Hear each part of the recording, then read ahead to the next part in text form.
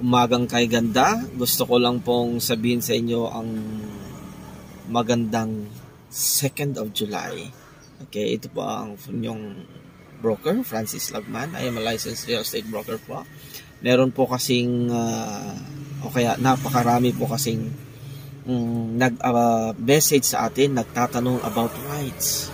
Rights po. They have the land pero puro rights ang hawak nila.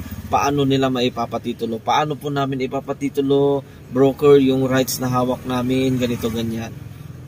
Okay, nakakuli tayo dyan. Maraming nagtatanong, as in. Hindi po ako nagbibiro, pwede ko pong i-post. Ngayon, sasagutin ko na po. Sana po makinig kayo, manood, at tapusin nyo po hanggang dulo para po malaman nyo ang proseso. Ano? Kasi nagiging problema natin yan, lalo na yung mga bumili ng lupa sa probinsya, madalas yan na lupa na problema. Kasi maraming bumibili ng lupa sa probinsya, rights lang. Ganyan. So, mga problema yan. Ngayon,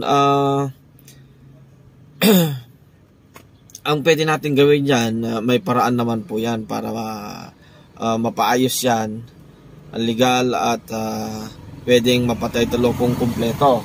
Una, alamin muna kung anong klaseng lupa ang binili mo. Kung ang lupa ay dating alienable and disposable, dating public land, ibig sabihin, pwede siyang mapasakamay ng pribadong tao. Kayo po yon.